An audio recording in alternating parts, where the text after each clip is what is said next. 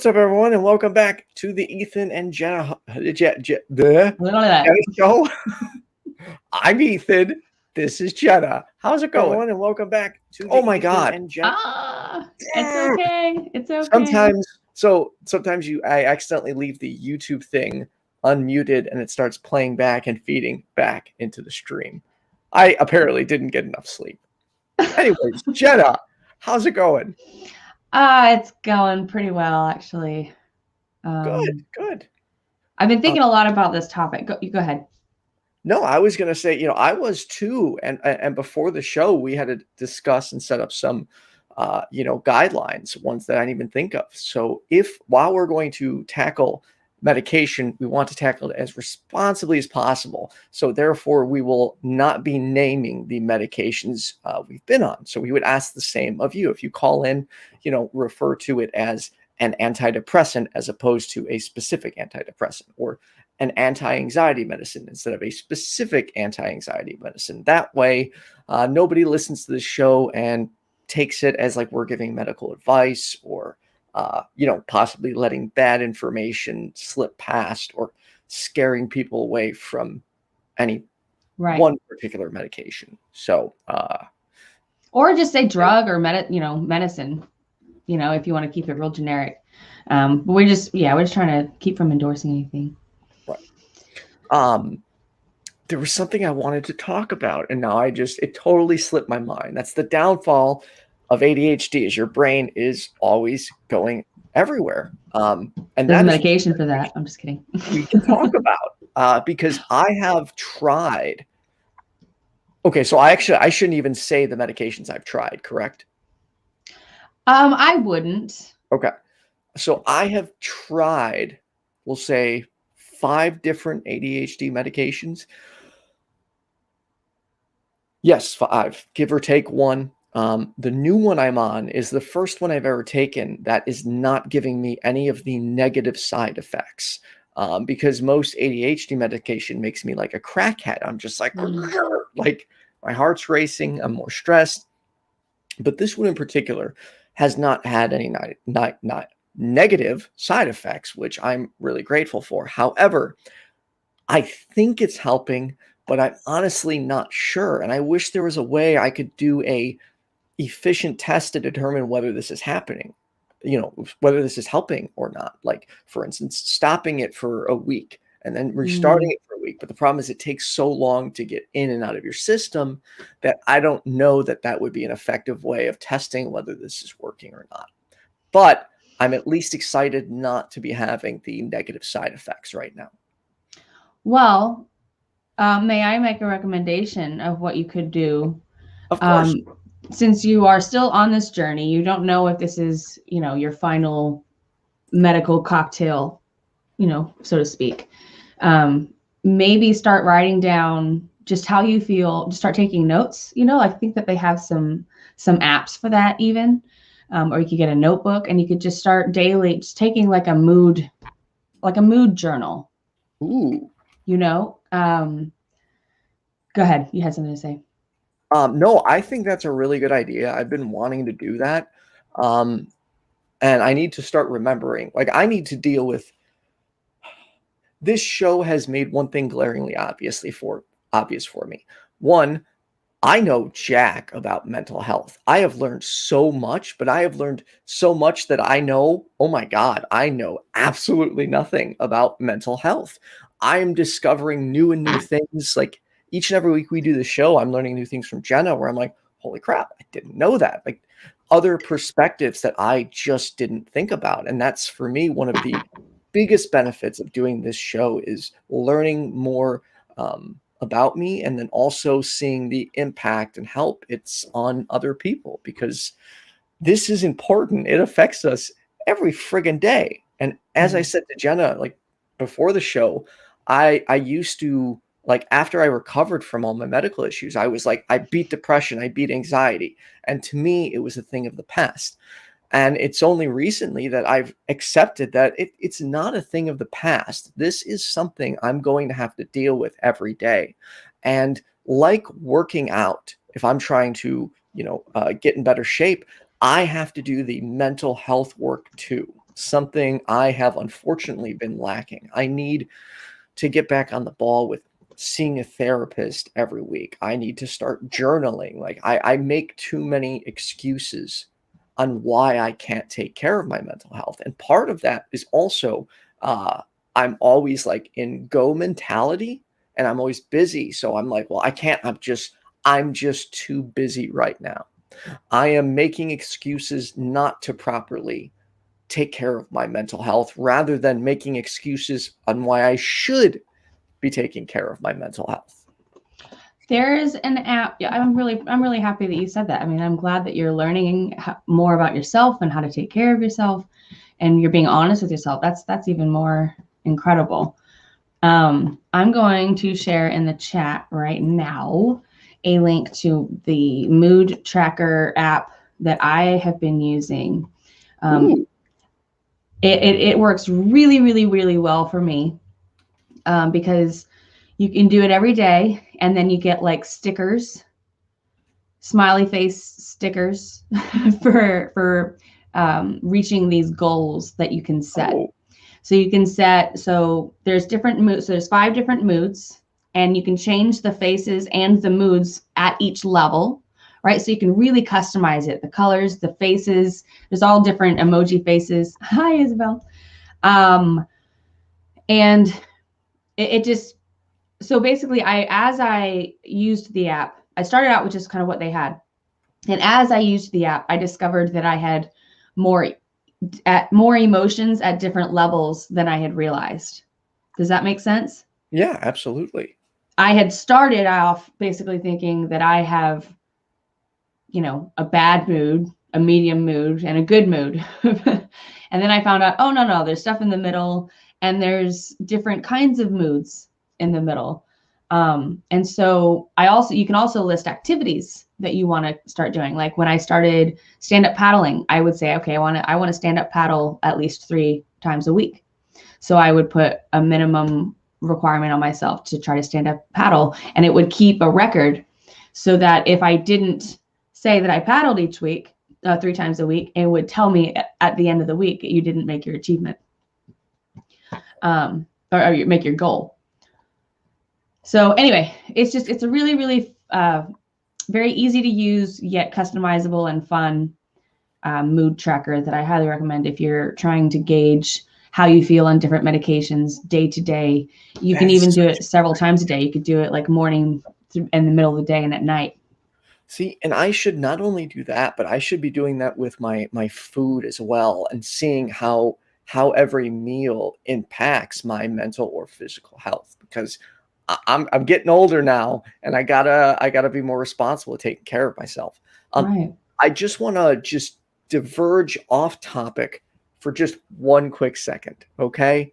But for those who don't know, Kenneth, Leonard, and Jenna Belk are going to be fucking hosting the Atheist Experience beginning today at 4:30 p.m. Dude, when I saw that notification, like when I got the message, I was just like, dude, this is really happening. Finally. Like, I'm so friggin' happy because I love you two together. I'm just over the moon to see Kenneth finally get to do the Atheist Experience. Like, this is going to be freaking awesome. I have been excited about this. They haven't been allowing me to tell people that it had been coming up. So I've been like kind of like sitting on my hands. I would have been chomping at the bit had I known. I would have been like, oh my God, I have to tell the entire world right now. So it's going to be a very good XP episode today. I hope everybody checks it out. It is. Anyways, to get back over to the topic of mental health and medication, if you want to, share your thoughts or experiences on how any medication, without being specific, has impacted your mental health, give us a call, 708-554-7836. A real easy way to remember that phone number is 708-5-LISTEN. And so back to the basically medication, you had mentioned that you had tried 5 other antidepressants, and this one seems to be working. This one seems to be working, but the other ones didn't, right? So that's something that I'm trying to get across to some people is, yes, you may have tried everything that you can think of right now. You may have tried medication after medication after medication after medication. But all it takes is one to work. All it takes is one to help. And if you can't find anything that works, I mean, don't stick with one for too long. Just be ready to try to get off of it and go find the next one, because there's so many different drugs. There's so many different ways that we're using drugs. Like the new anti-anxiety medication that I'm on a very high, or an abnormally high dose. And the thing is that it wasn't originally intended to be an anti-anxiety medication. It was an anti-seizure medication, or it was for nerve pain. I remember you telling me about this one, and I remember like you're saying it. I'm like, wait, isn't that for pain? Right. And you're like, yeah, but it actually helps. Yeah. That's the same with the one I'm on. Mine is meant for it's an anti-seizure medication, but it's shown to help people with BPD and ADHD, people with ADHD and BPD that have negative side effects to the medication I was currently having issues with. Right. And that's the important thing, like to try, research and look into any and all possibilities. And that includes, there is one medication I will mention, and it's medical marijuana.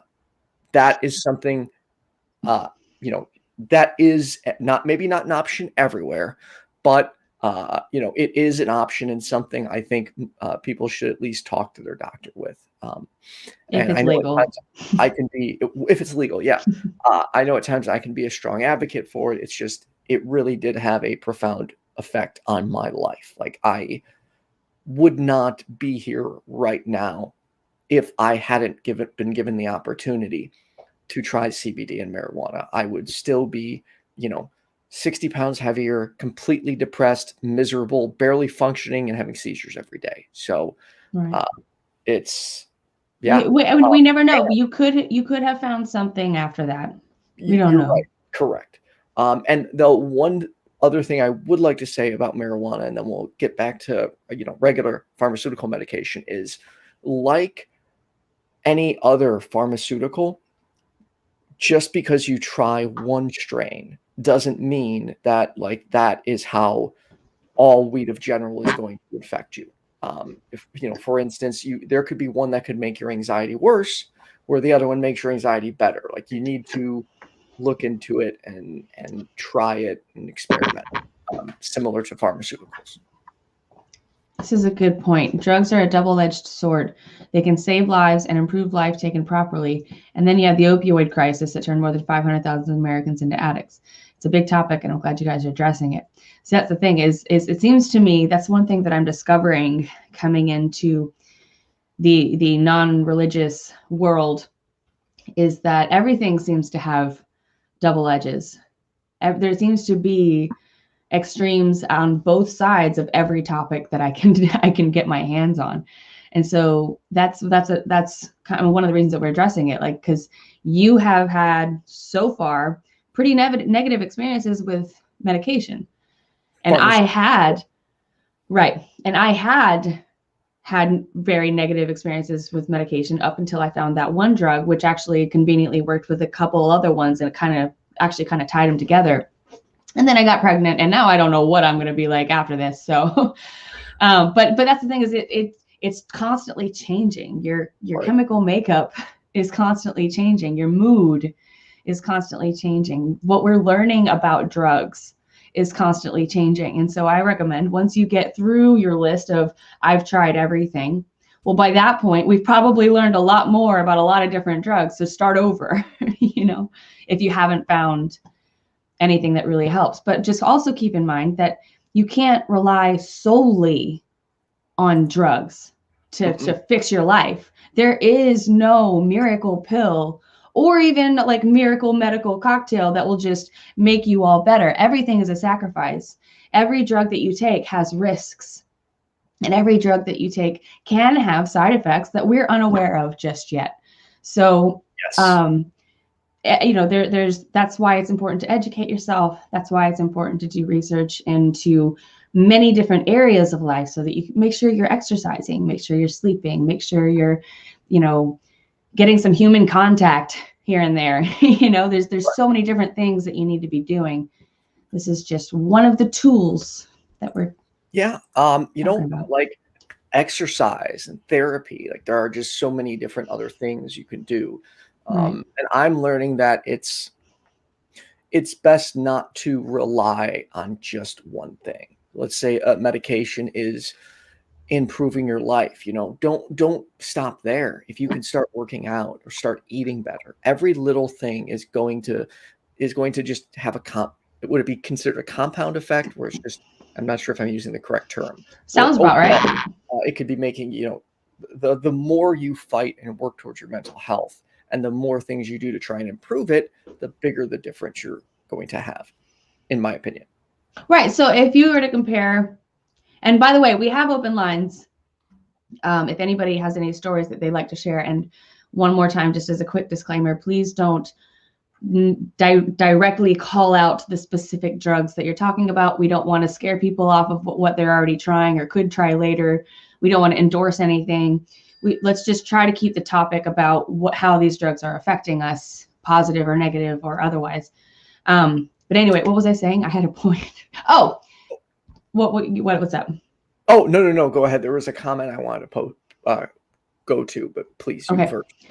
Well, I was just going to point out that my lifestyle is significantly different in addition to the new drugs that I'm taking, right? So I used to be drinking 5, 6, sometimes 7 nights a week. I used to be eating very greasy food very late at night, constantly.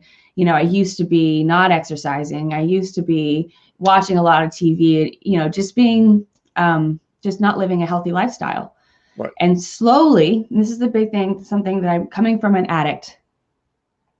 Don't try to change everything all at one time. You will get overwhelmed. Like, it's impossible to completely change your life and have it be the way that you want it to be overnight. Pick one. Go ahead. No, you please. I was just going to say, and this is again coming from your friendly neighborhood, Jenna. Pick the thing that is hurting you the most, and focus on that first, and get that under control. And don't just try to stop or start whatever it is you're trying to do. Replace, right? Because you're going to have to do something instead of. So replace it with something that's healthier, that you enjoy more. JFNJ. I like that, your friendly neighborhood, Jenna. To piggyback off what Jenna's saying, I was hanging out with a friend a couple months back, and they're like, you know, on this day, I'm going to be stopping drinking, stopping smoking, and stop smoking weed. And I was like, whoa. I'm like, may I offer some feedback on that? And she's like, yeah. I'm like, I see a lot of people do this. They'll try and do too much at once, and then they'll end up failing on everything. I'm like, that is shocking your body. And like, if you're drinking every day and you just stop, like, that can affect your body in a negative way. That can cause anxiety. That can kill some people. Right. So same with if you're smoking weed every day and then you stop, that could cause a problem. Smoking cigarettes, like, that's just too many things. I said, hey, pick one, start with that, give it 3 months, then try the next one. I go, you know, set a more realistic goal. And not that I'm trying to discourage anyone from making dramatic changes, because at times dramatic changes can and do work. I just think it's important to try and be as responsible as you can and not set yourself up for failure. Well, even quitting one thing at a time cold turkey can be too shocking for people, you know, depending on what the thing is, how often you do it, and how addicted you are to it. Just quitting one thing can be too shocking just right away. So sometimes it takes time and effort to wean yourself off of things one by one. Also, another thing to consider trying, which is natural, like marijuana. I don't know if it's legal in every state. It's called kratom. It is showing some positive side effects for not only ADHD, but people with addictions. Like, they're using it to get people off of heroin. So it's something I would definitely consider looking into. And then to jump back to marijuana for a second, Bearded Skep Heretic said, one thing marijuana does not generally help with is psychosis. It can make psychosis worse, which is why doctors' input is so important. Yes, I agree. Definitely. I know I speak highly of marijuana, but it is not for everyone, and I am in no ways trying to push it on anybody. I just want to make sure people at least know the options that are available when possible. Right. I was going to say, anyway, yeah. So, oh yeah. One thing that I learned, going to rehab, that was, and we kind of grazed over it really quickly, was that quitting a drug or quitting drinking for some people, literally, if you do it the wrong way, can kill you. Quitting antidepressants the wrong way can kill you. Anti-anxiety meds. There's some that will just F you up if you quit cold turkey. Right. So not to scare anybody from taking drugs at all either. Again, if you have a relationship with a doctor, or if you can find any doctor that you trust, it is important that you're honest with them about what you're taking. It is, especially if you're, self-medicating with marijuana, because it's not legal where you are. You need to be honest with your doctor and try to figure out what's working for you. And just because, so this is the other thing, my partner and I have similar. Oh, actually, we have a caller.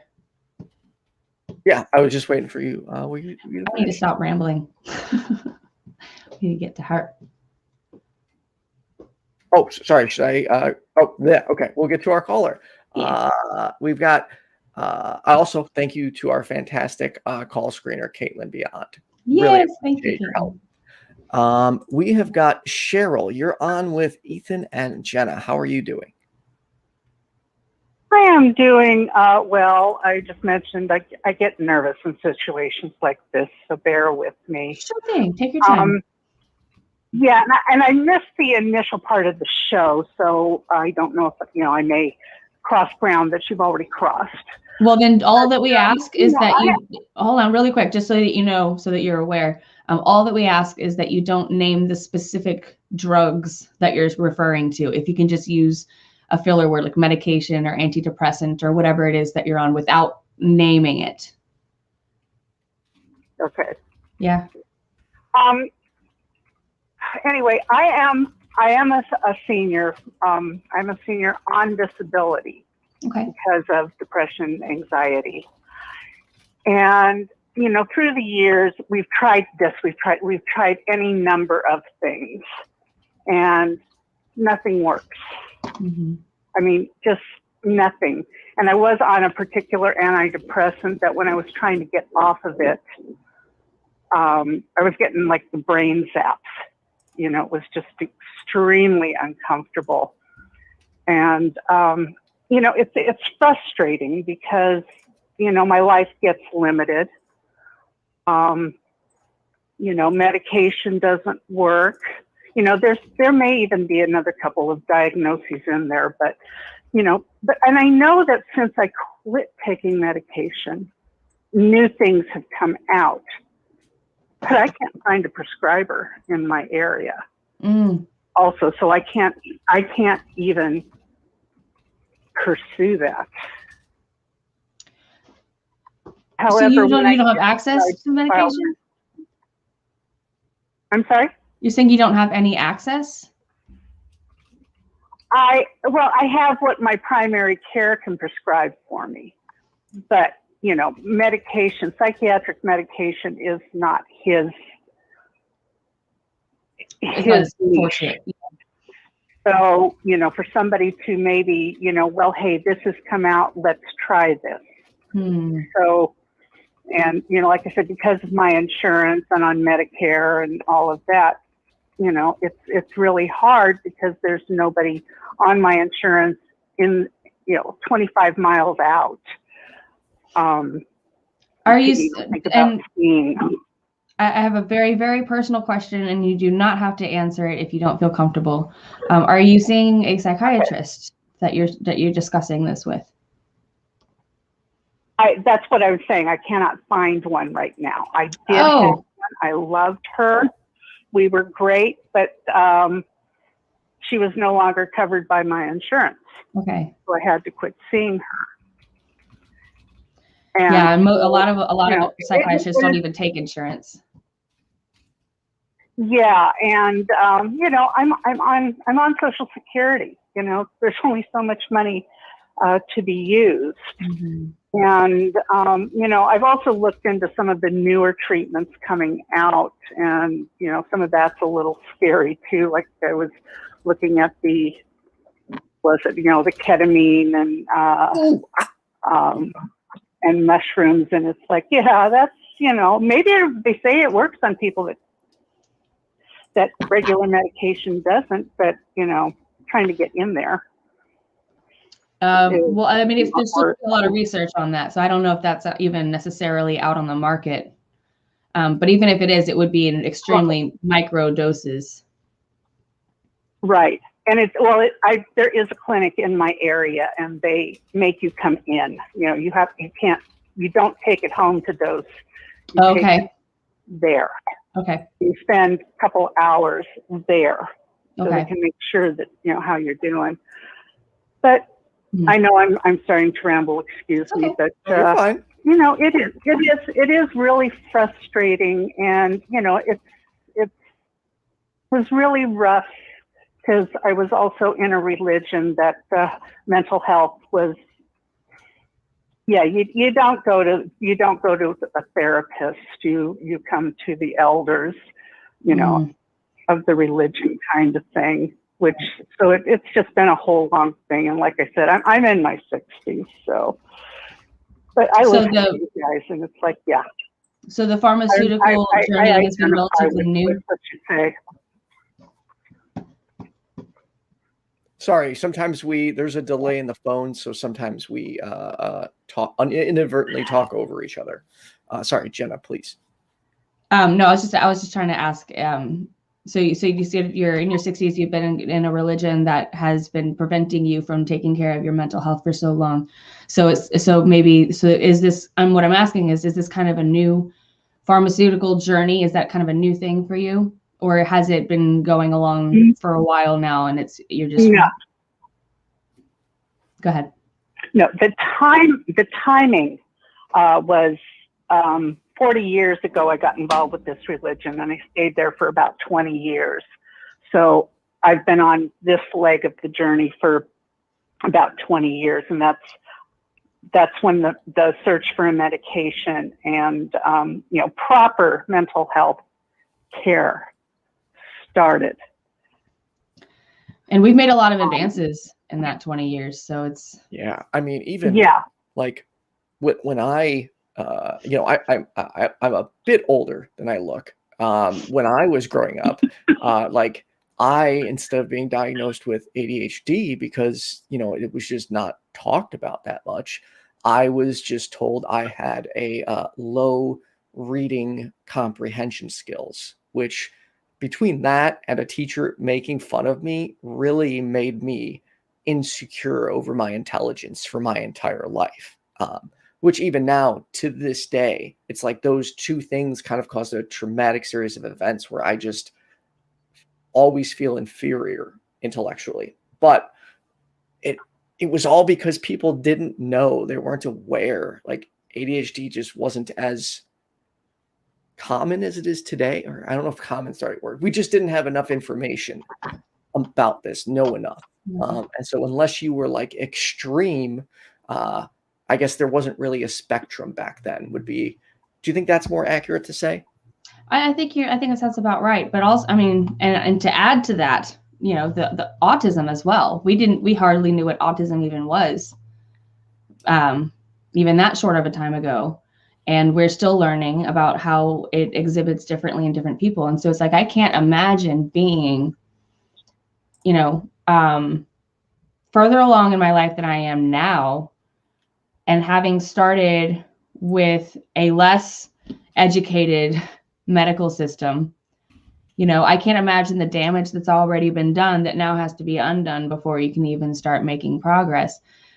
So, I mean, I'm not trying to make it sound worse. I'm trying to sympathize. I'm so sorry that you are where you are, because it is very, very complicated. Even if you've only tried a couple, even if, you know, you only have one thing to be diagnosed with, it can exhibit like it's 15, and then you can start off completely wrong. It's a very, very complicated thing. And this is one of those biggest things that I try to remind myself of. Having come out of religion is the fact is that nobody knows everything. There is no God-like representative that can heal me. That, you know, there is no one answer. There is no cure-all drug. It's all trial and error constantly. And who knows, you know, as we get to know one drug works really well for certain things, who knows, the ozone layer may start burning off, and that has some kind of negative effect on it. You know, it's just like, I'm just like, just so many things. So it's like you're angry at the situation, but I mean, what can you do?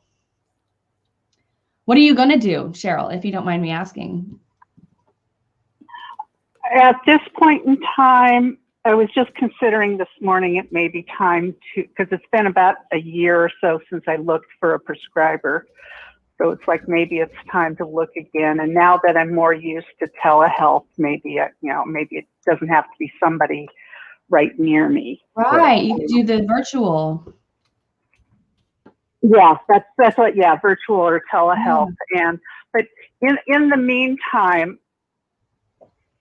you know, my mental health file was so thick that when I filed for disability, I got it. I did not have to appeal. I think they looked at it and said, "Oh, yeah, she needs it." And so that has been great. You know, it's like, okay, now I'm in a position I don't have to leave the house if I really don't want to. I don't have to try to cope at a job. Right. And so, you know, basically I'm kind of muddling through. I do have a therapist that I talk to. Good. Good. And I, at one point in time, told him that I really have, at this moment, I have no expectation of getting better. But I told him, I said, but what my plan here is, I will come and unload, basically, and then you can take out the trash. He thought that was funny, that he was my garbage man. But you know, because I'm just trying to get through unless I can see something that just might bring light out, you know.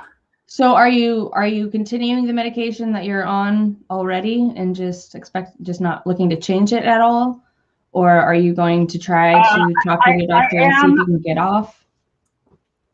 I am thinking about changing. There is one that I'm on, and about all it does is it, you know, it keeps me from getting into the very, very depths, you know, the deepest depths. So it works?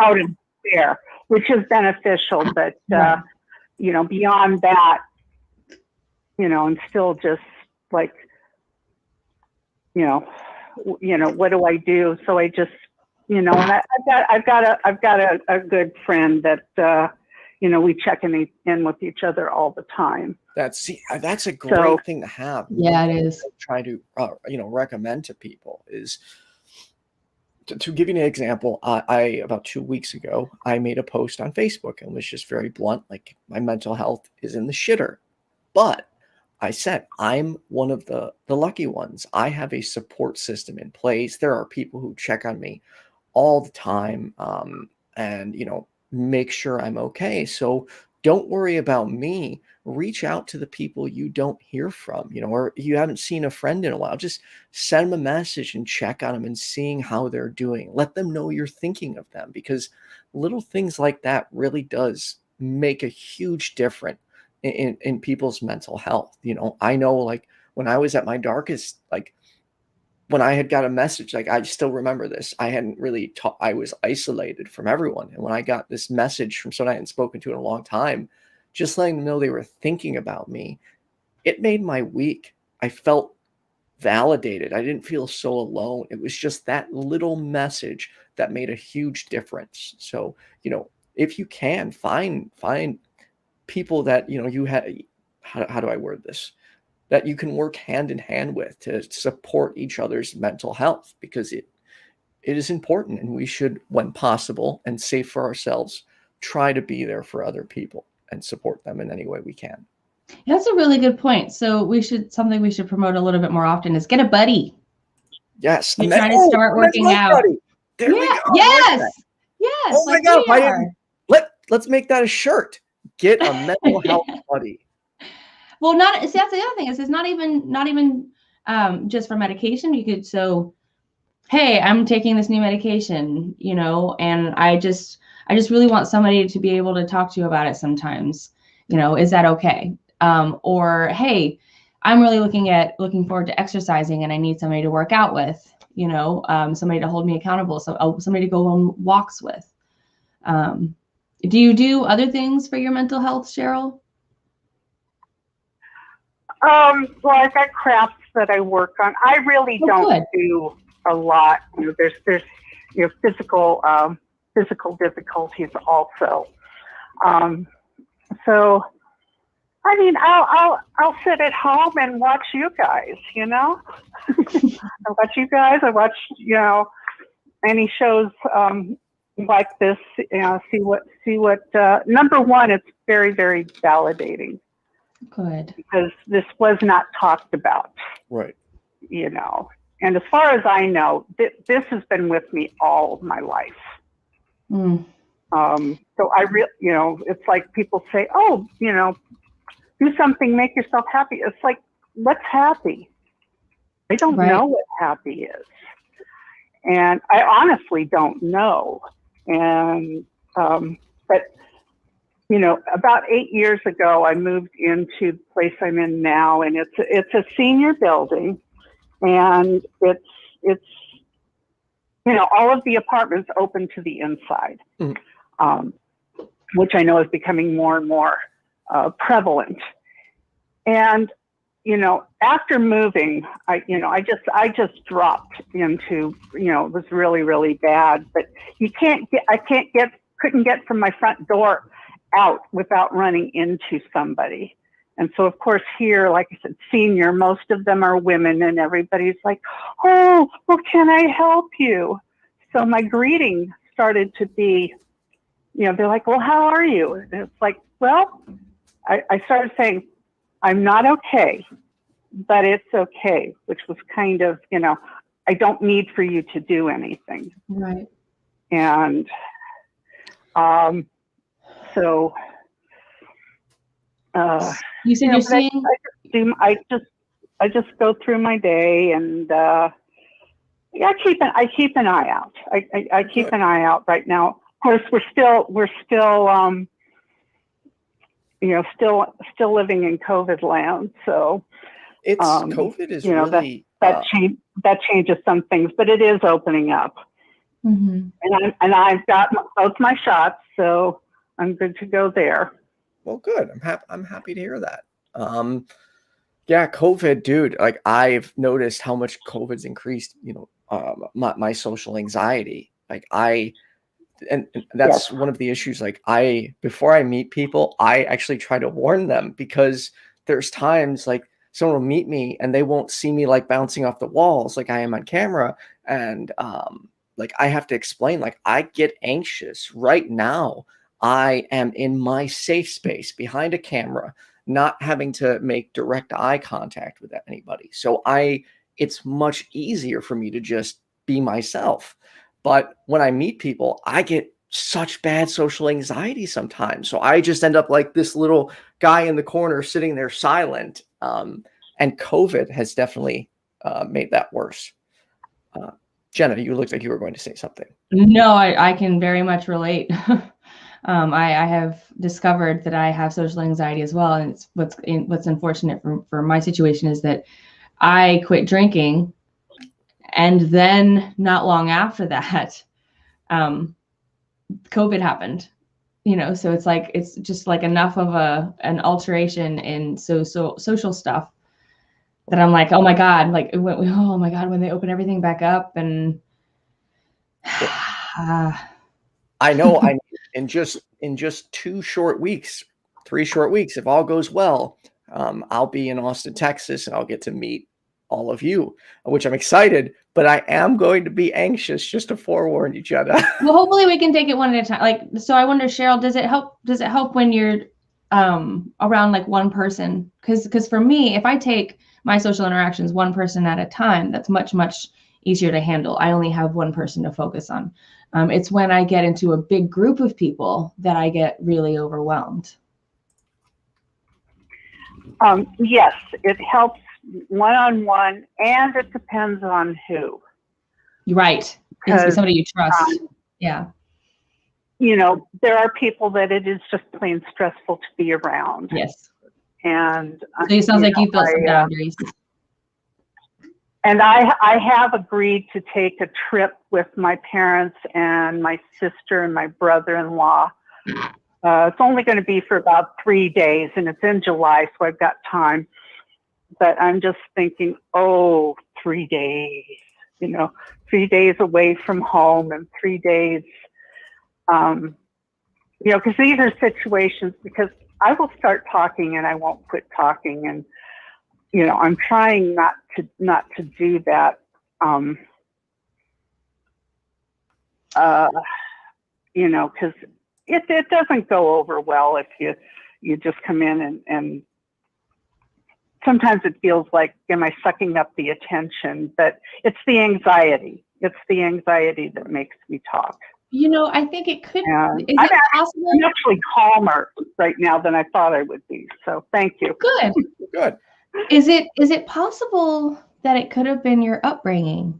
Because something that I've learned a lot about, around your generation's upbringing is it was very keep it in the family. Don't talk about your problems. Just keep it to yourself. And so I can imagine.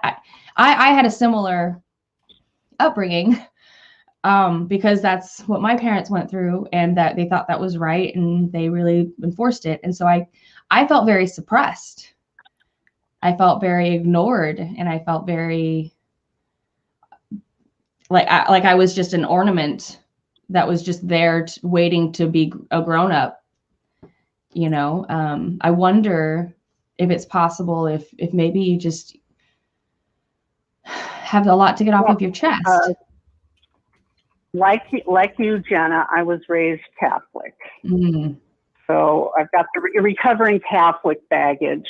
Yeah. And then there was a lot of alcoholism in the family, and so yes, like I said, this has been with me all of my life. And as far as the secrets, there were lots of secrets in the family, except I couldn't keep them. Yeah. So I was also in trouble for sharing the dirty laundry. I can relate to you so much. Oh man. I wonder, have you been working with your mental health provider? Like, I understand that you said that you're at a point where you do all the talking and kind of unload. I wonder if you have tried to see anybody who specializes in neurodivergence. I haven't. I've recently started really thinking about that. Mm-hmm. Because as I look going, I identify with the traits of the autistic spectrum. I identify with a lot of things, and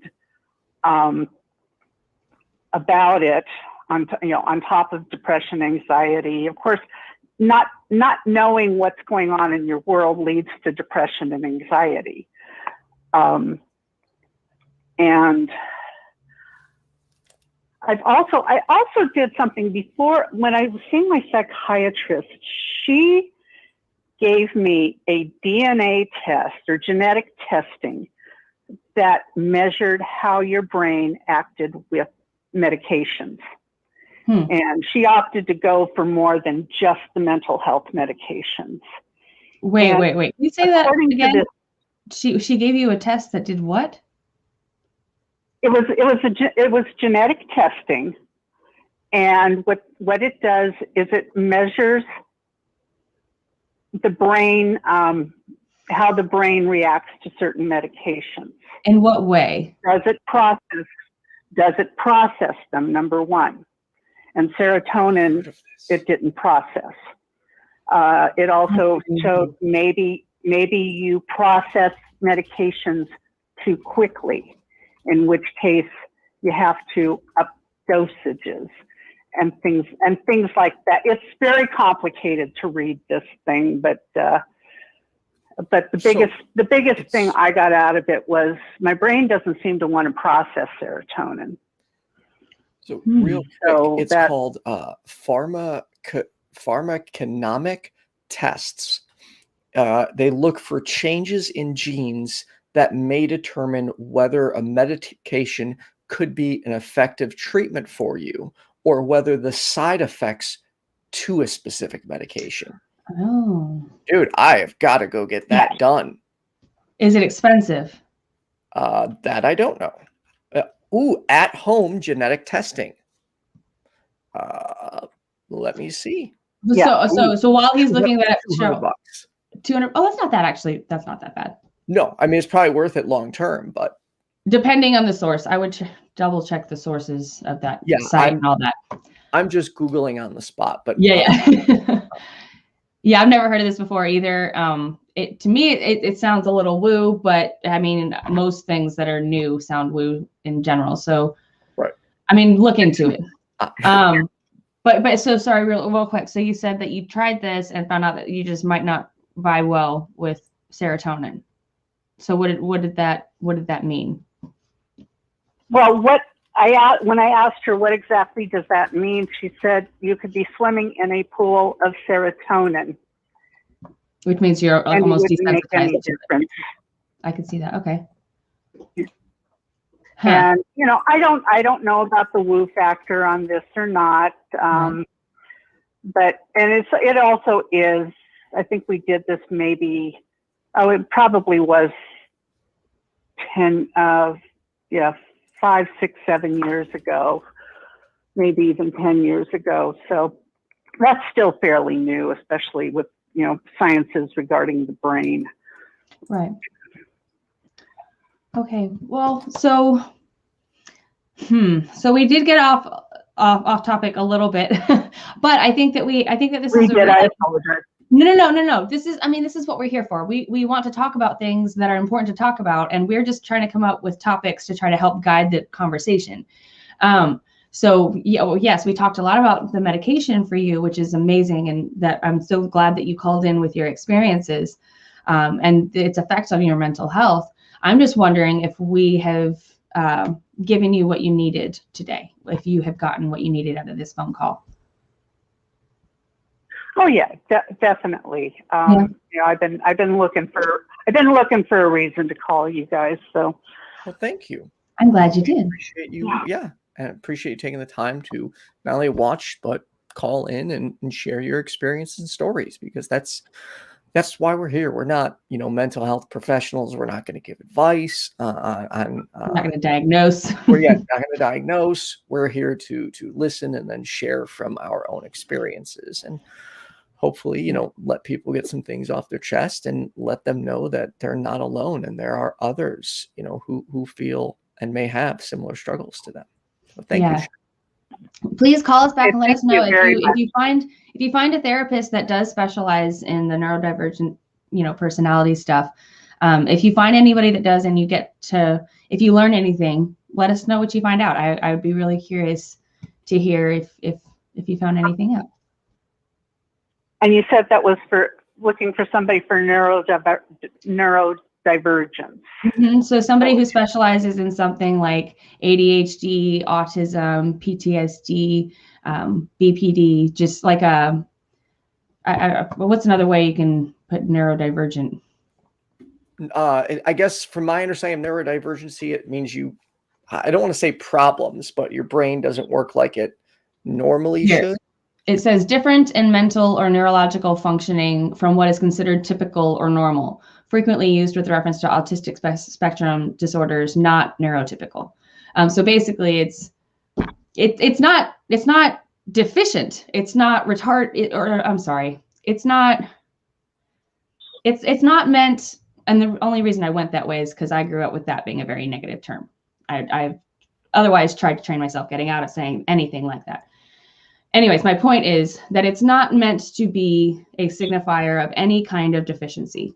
All it means is that you are other, you are different. And I've had to accept, I used to call myself just weird all the time. And now I have found that there is an explanation for certain things that I may not have been aware of. And so I'm neurodivergent. And I think that that's a more validating term. Cheryl, thank you again for calling. Okay, thank you. You guys have a great rest of the day. Sorry, did Jenna answer your question though? I apologize. Yes, she did. Yes, she did. And that was a avenue I hadn't really considered. So cool. So that I'm not saying you are, but it's all worthwhile. Awesome. Okay, you guys have a great rest of your day. You too. And thank you very much. Thank you. Thank you, Cheryl. Bye-bye. See, just really quick before we get to that call, I want to talk about that fumble of words that I just had, because I think that it is important.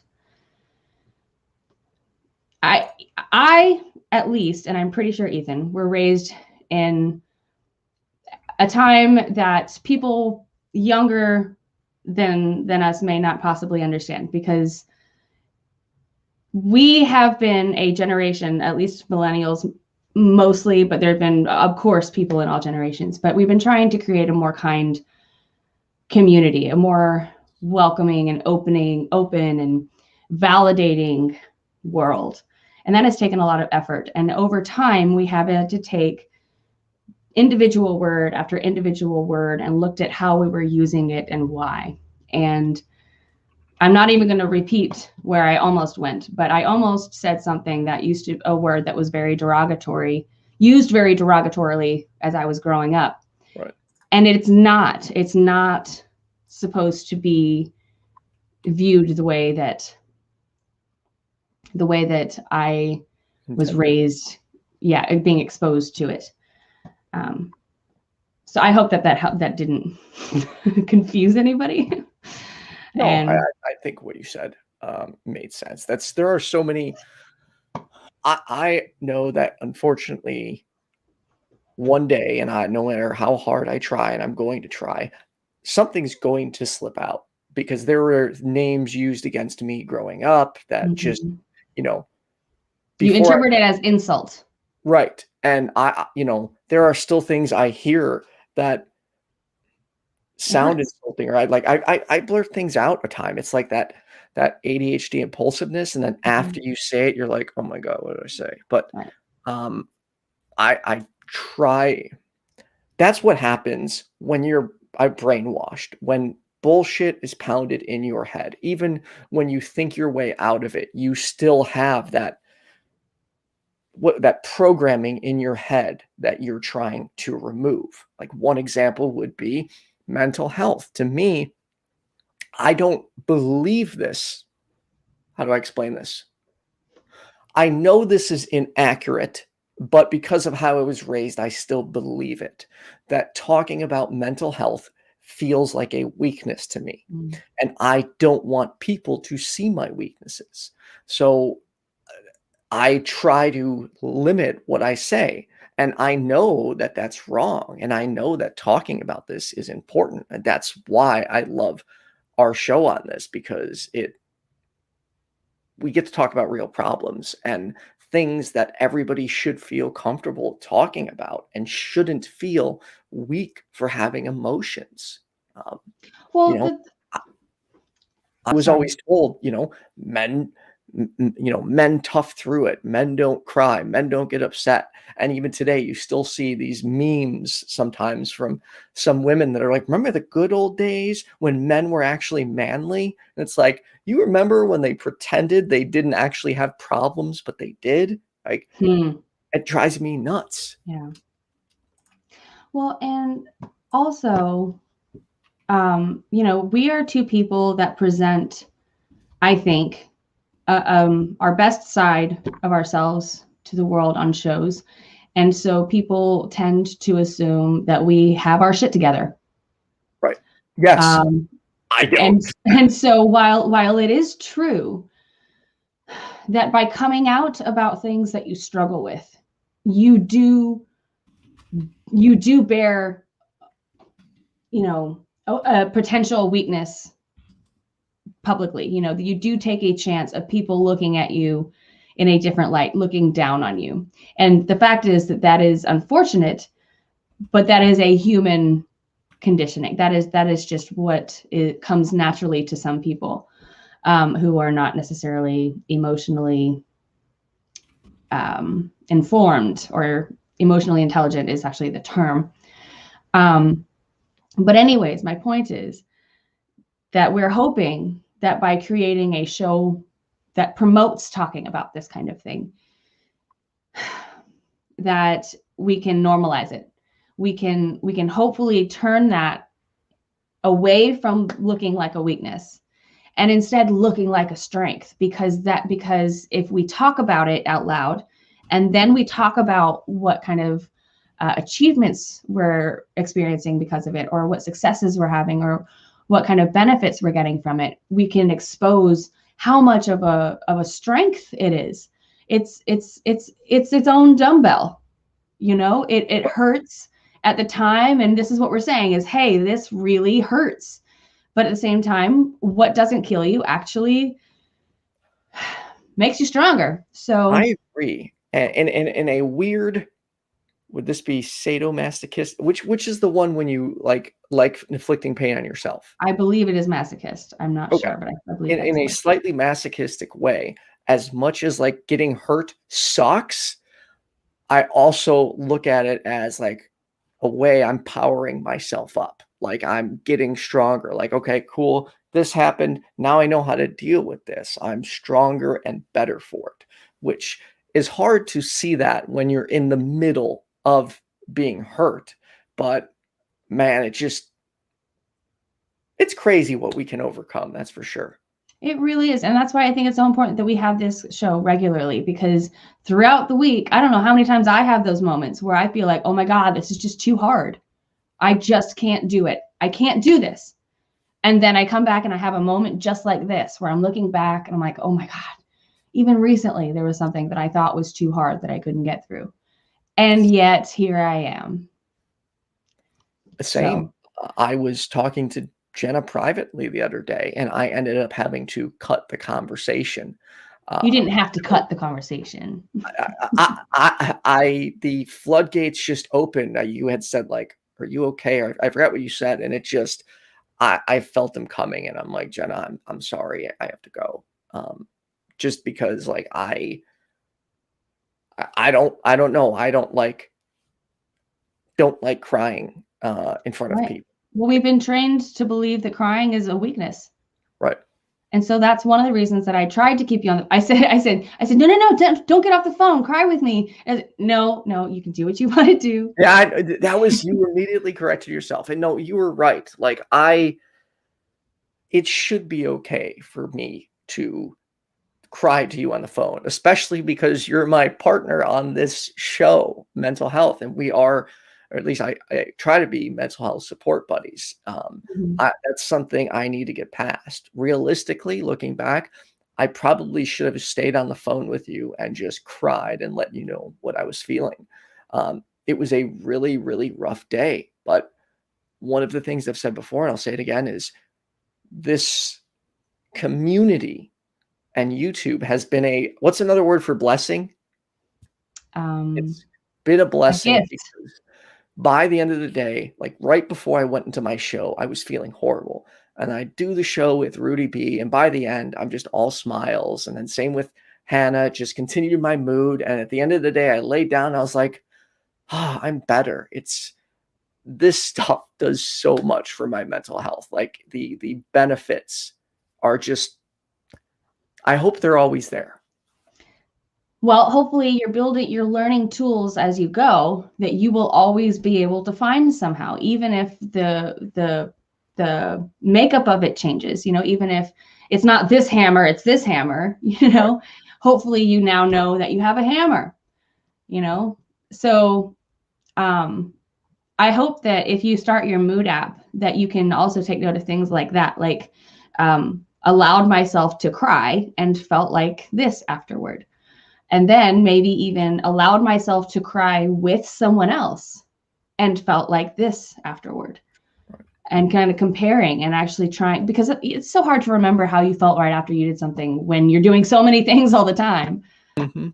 And I know people like me tend to try and stay busy to avoid dealing with certain things. I'll try and overbook myself so I don't, because it's just your mind. I was talking to a friend about this last night, is that our minds are always racing. So we're trying to find things that don't let our minds just race 24/7, because it sucks when your brain just doesn't stop.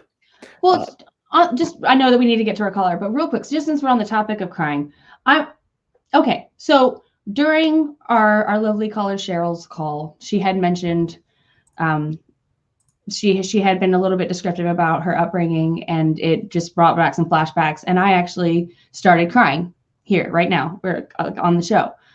Thing is, one, I didn't say anything because I didn't want anybody to see it. So that's where I went wrong. I actually should have probably mentioned it to normalize it. But two, at least I did let it happen, because that's normally something that I would have stifled. And I instead literally just allowed it to happen. And that is something that I'm now patting myself on the back for, because I've been trying to get myself to allow the tears to come. So just to acknowledge the good and the bad of what I feel like I did there. We should get on to our caller. We should. Okay, so we have got Allison from Canada. Medication and how it affects appetite. Allison, just remember, please don't say the names of the medications you're on. You're on with Ethan and Jenna. Hi, Ethan and Jenna. How are you? Good. Yourself? Pretty good. I'm actually doing very, very good this morning. I'm really happy to hear that. I am happy to hear that. I woke up. I slept last night. I woke up before my alarm clock. I took my meds. They're just actually starting to kick in. So if I have a bit of a quiver and I talk a little too fast, that's why. That's the ADHD meds and antidepressants. Don't apologize for being whatever you are. Yeah. So on very, very quick before I forget, Ethan, I wanted to apologize for Thursday night when I was talking to you and Hannah on the pickup line. I know Hannah and I got a little bit graphic, and I wanted to apologize for that. You're good. Thank you. If you feel uncomfortable about it, maybe you could say disclaimer next time, but yeah, that's one thing. It was more of a trigger warning, oops, we forgot to say trigger warning beforehand. I realized totally good. Okay, good. I realized that part of it is just like, I've been through so much and I've normalized it in my head because it was kind of normalized around like with the people I hung out with and stuff. So it's like I can disclose something, not even realize that it's not a normal thing for everybody, and not say, oh, hey, trigger warning beforehand. It's like, really desensitized kind of thing. So like that call the other night helped me realize that. It's just like, holy cow, like my normal is definitely not like anybody else's normal. Like I know that we're all different, but that's just something that I realized the other night that I wanted to say before I forgot. Oh no, you're fine. So, But let's bring it back to the medication. You wanted to talk about about mental health. You wanted to talk about medication and how it affects your appetite and sleep. Is that accurate? yes. Okay. Yes, that's very accurate. I guess we'll cover the eating first. Sure. The ADHD medication really affects my appetite to the point where I'm almost repulsed by food. Like I just am not interested. I would rather be doing anything else other than eating. And that's like even the stuff that I love normally. It's just really hard to eat when I'm not enthusiastic. Like I want to eat and be like, oh my gosh, this is so good. And I want to enjoy my food. And when the medication is in effect, I have a very hard time just enjoying the food that I'm eating. May I ask? And may I ask, are you trying to eat your standard, American or 3 meals a day, or are you trying to do like the 5 and more smaller grazing throughout the day kind of thing? Typically, like I try to graze, and it's just really difficult. Well, the reason I ask is because it seems to me that with appetite, because I struggle with appetite too. Actually, before I got pregnant, I was struggling with being underweight. And what would happen is I look at a big meal and it would just be basically kind of imagine it in my stomach. I'm like, that doesn't fit, and so it would just repulse me. But if I would eat like nuts throughout the day or like an apple here and there, if I would eat much smaller amounts, then it was much easier to manage. And that's the only reason I ask. I similar to you, Allison. It was just like the idea, like you could be hungry, but the idea of food was just like bleh, like you really couldn't eat. And kind of what Jenna said is I actually had to just force myself to snack more often, like small things like, apples, oatmeal, just any little thing I could. But at times I'd go, all day with just eating one meal. And, I'm a person that eats like 6 to 8 times a day. So that is one of the downfalls to the previous medications I've taken. That plus there are other side effects. Anyways, continue. Yes. Like, for example, this morning I got up, I turned on my computer, got my breakfast together, which is like, it's granola, and I throw some chocolate, dark chocolate almond milk in there and some frozen strawberries on top. And usually I just devour it and everything's good.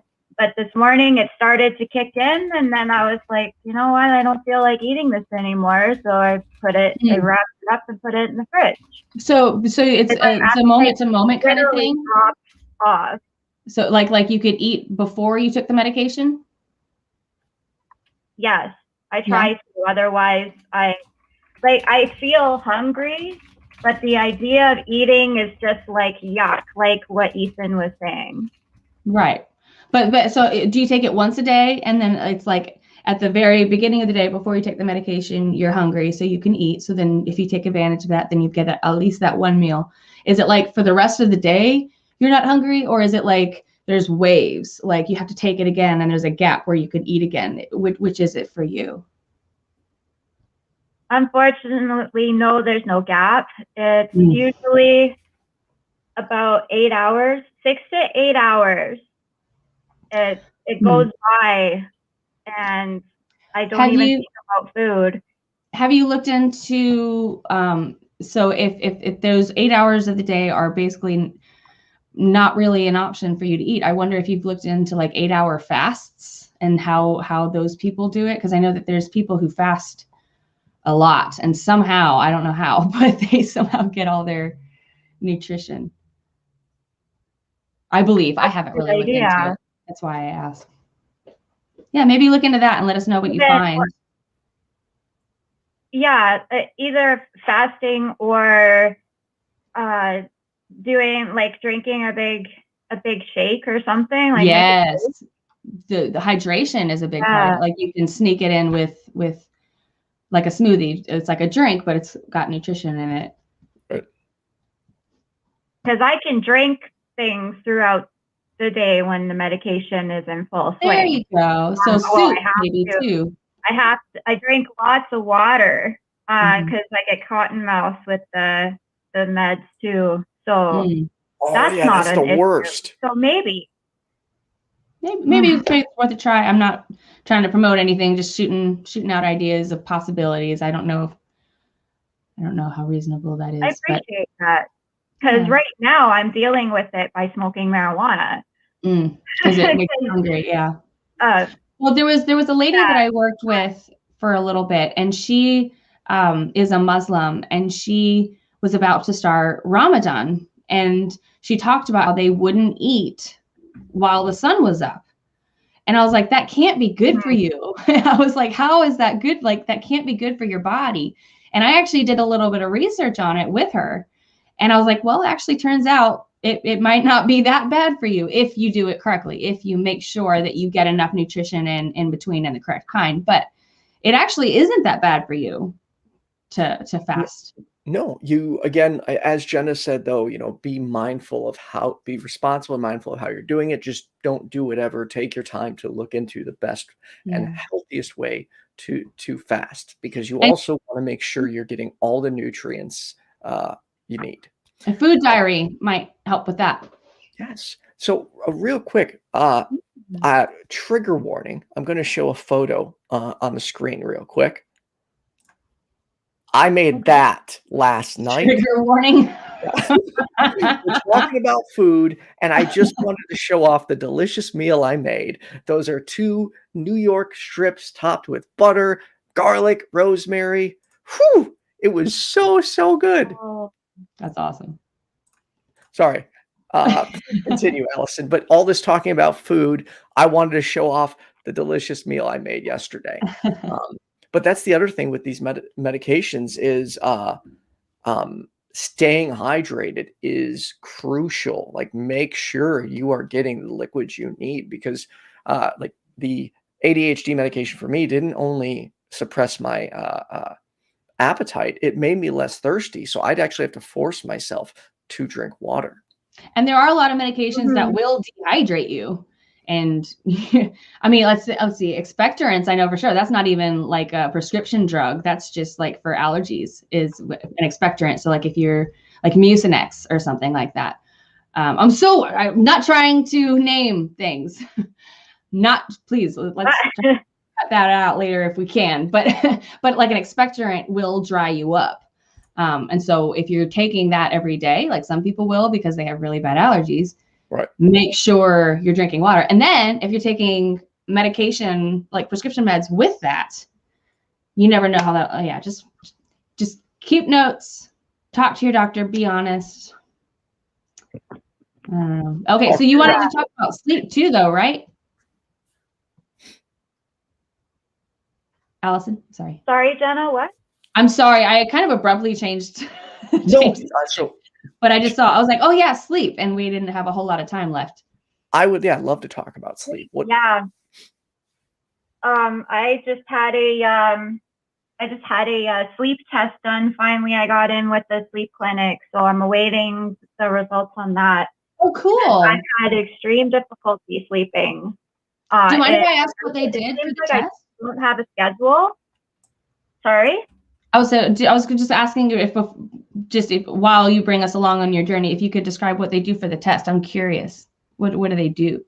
Oh, it's they give you a little machine to take home, and you just hook it all up to yourself. There's like the main little, oh my gosh, there's like a few little sensors on the band that you put around yourself, and then there's the main little unit that you put around yourself, like around your abdomen. My meds are really kicking in, so it's making me hard to explain things right now. Oh, sorry. Okay, well then we can skip that. We can continue on to if you want. That's okay. So you just hook everything up in there, and then there's a little sensor, a little thing that you put in your nose, on your nose, like an oxygen thing. And then there's a thing that you put on your finger, and then you sleep with that all hooked on. So, and I actually got a solid 9 hours in. I was afraid that I wasn't going to sleep enough, but I got 9 hours in, which is really good.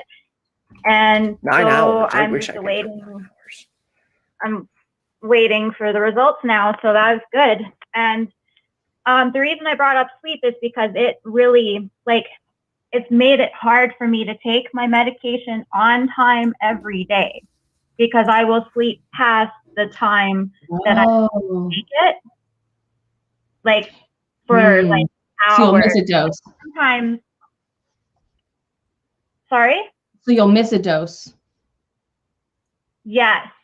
And sometimes I'll get stuck where it's to the point where I'm waking up in the evening time and I'm like, do I take my medication or do I just miss a dose?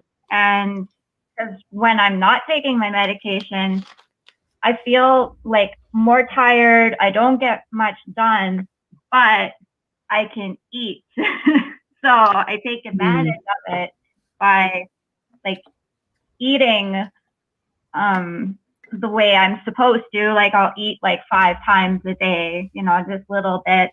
Right. And like, so that's good, but then I'm missing the medication. And sometimes it got to the point where it was like 6 days in a row I'd miss it. And I do not recommend that. Do not do that. I did not feel good.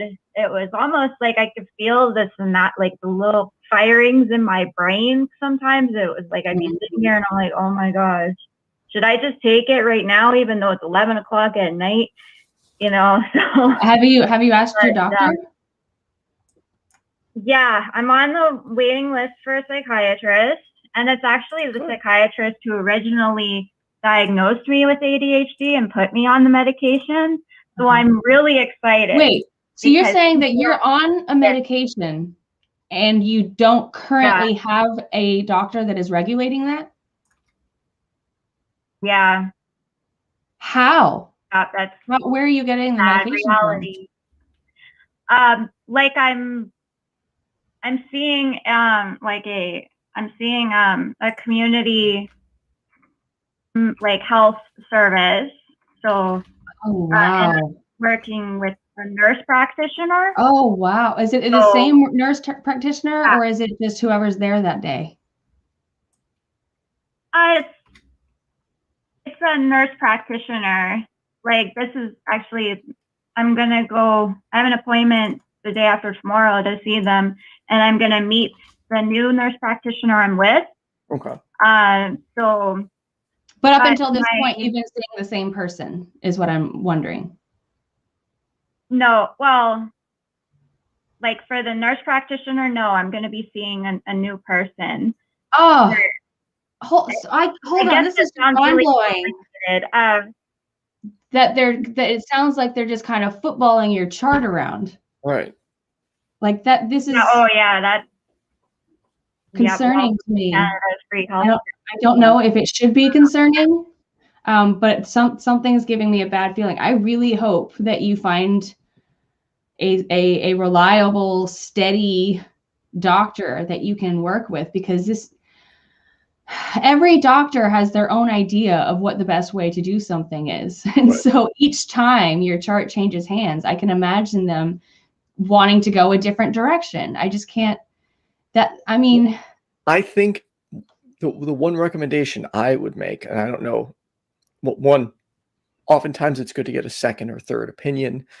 But doctors, for me, one of my red flags is if they're ones that just immediately turn to wanting to prescribe you a medication rather than first like offering possible techniques to improve your life. And that's lifestyle changes.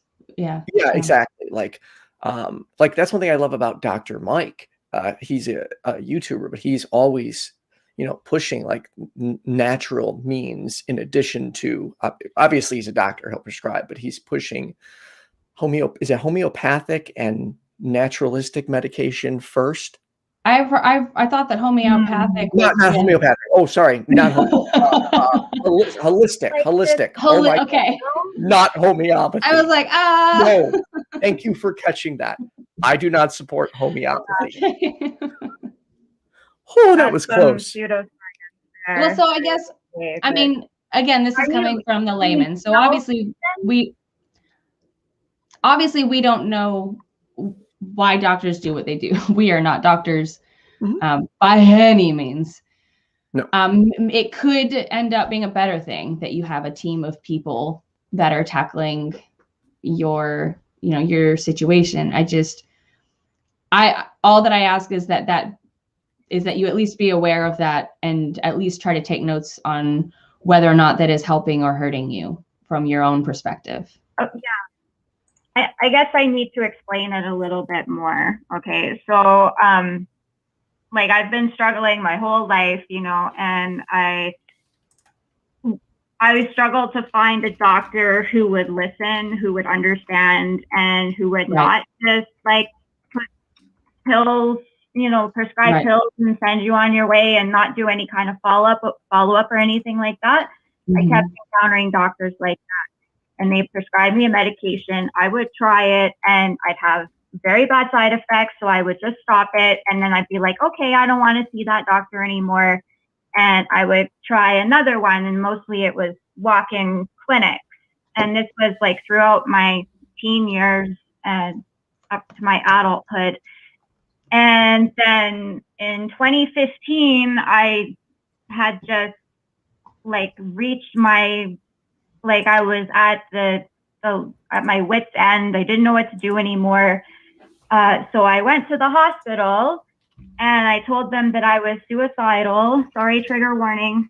I told them that I was suicidal, and I told them what I was thinking and stuff, because the ideation was very, very high. Like I wasn't actually making plans or to do anything, but the ideation part was very high. So they said that they're like, okay, we think that you would respond well to CBT in our psychiatric unit. Here's an appointment. And then they sent me home. And so then I went into the hospital, into the psychiatric unit. And that's when I met the psychiatrist. He diagnosed me with ADHD like right away. So I started on the medication. And I noticed an immediate improvement.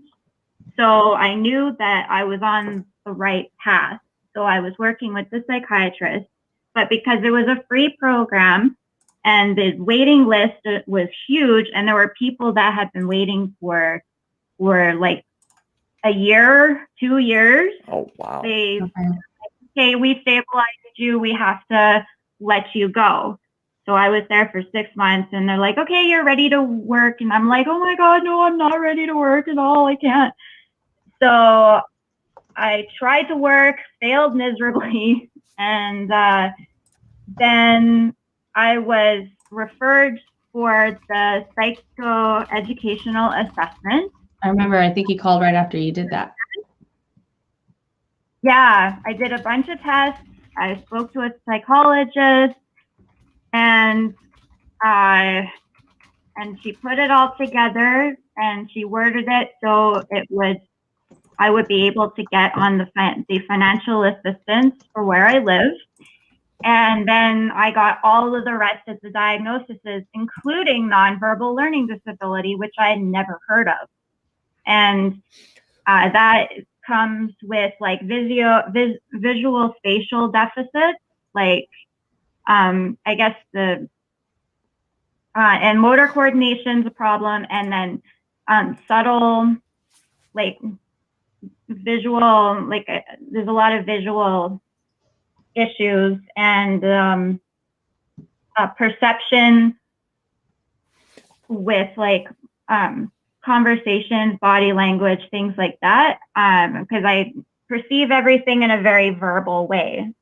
So we were talking in the comments earlier about talking to yourself and constantly talking, and that is how I process everything. That's how my brain processes the environment. So I was the kid who was constantly talking to myself in class, getting in trouble for being interruptive when all I was doing was trying to learn. And that's so that was a huge eye opener. Right. And then the age, and then I was diagnosed with depression.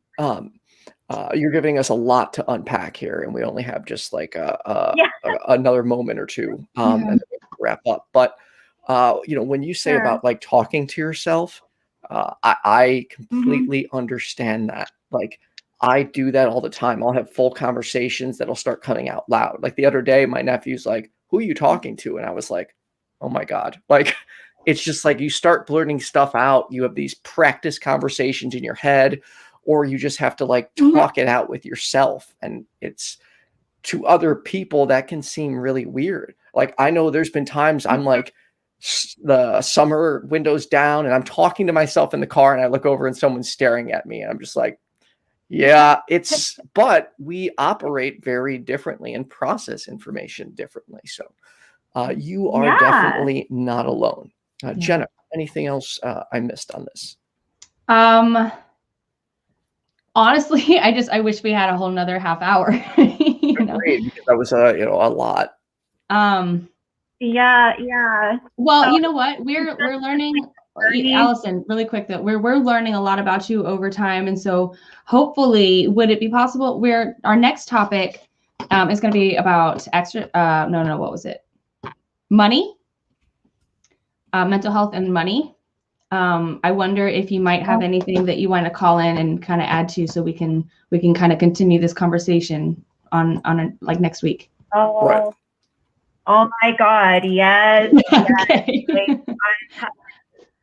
My finances. Oh yeah, mental, like not being able to be able to work, like, and that's the boat I'm in right now. Sorry, Allison, I'm so sorry, but we sorry, I didn't mean to get you all excited about it out already. of time. But yeah, if you want to call back next week, we're here every week at 11 a.m. Thank you so much for taking the time to call in. Thank you, Allison. You're very welcome. Have a good one. I enjoyed the conversation as always. Thank you. Me too. We'll talk to you soon. I love that we're building relationships with people. We are building a community. I mean, that's what we're doing. And that's what I want to do. Like, to me, like, I want us to all be talking, like, even on my perspective, that weekly show. Like, most of the callers are in my Facebook DMs, and we're talking before or after the call. Like, I'm not just here, the work isn't done when the phone call ends. That's, to me, like, where the work's just starting. So, that's just the end of the first stage. Exactly. Like, it's just a continuous and endless way to continue to build the community and encourage people to be honest and open about their opinions in a responsible way. Jenna, real quick, what do you have going on? I've got Genesis every morning during the week, Monday through Friday at 10 a.m. on Twitch, where I am meditating for 15 minutes. I'm not a guided meditation, more like a come meditate with me kind of thing. Okay. So there's that. And then we have Genesis on Thursdays on the same channel on Twitch at 4:30 p.m. on Thursdays, where I'm painting my fourth piece of a 4-piece panel for my living room. And it's really pretty. I like how it's turning out so far. Good. And then I have Atheist Stasis. I will have part 3 of and the final part of my conversation with Marie Delafont on Atheist Stasis being released on Wednesday at 4 p.m. on YouTube. I will be in the live chat for that. And then we'll have the, so we'll have the Ethan and Jenna Show on money next week. And then also don't forget AXP today is the debut of Kenneth Leonard. Of the Kenneth Leonard. I was going to say non-YouTuber. Your friendly neighborhood Kenneth. Yes. I'm so excited. Like for me, this is just like, oh my God. Like I feel he will fit right in that environment. Oh yeah. Anyway, so Tuesdays we have the Perspective on Your Friendly Neighborhood Atheist, which is a weekly call-in show where we tackle supernatural and paranormal beliefs, belief in aliens, conspiracy theories, and we've even been tackling like some more political beliefs, like people who have extremes like anti-maskers, COVID hoaxers, all that stuff. This past Tuesday we had Holy Kool-Aid on. This coming Tuesday will be Laura McGee's first appearance. And then Thursday, as you know, I have a dating, relationship, and sex show with Hannah Vaughn. This past Thursday, we covered sex. This next Thursday, I have no idea what we're covering. And then obviously the weekly show with Jenna. And then real quick, I just put a link in the comments. If there was any way you could click it and subscribe to that channel, I'm only 28 subs away from a custom channel URL. The reason there's another channel, they will essentially be friendly neighborhood clips from all of our stuff and all the stuff that unfortunately, like I have so much content, I don't feel I can put it all on one channel just because I don't want to overwhelm the viewers of it. So I've created another channel where we're going to be able to post clips from the community. It does get a little bit messy when it's like long conversation, clip, Yes. So, I'm trying to break that up a bit more. Thank you to our patrons, Kenneth Leonard, Expresso Cat, Doanya, Kaitlyn Beyond, Rachel Watson. Really appreciate your patronage. Kaitlyn, thank you also for being our call screener and chat moderator. Thanks everyone who for tuned in, and we'll be back next week. Thanks, y'all. Bye-bye.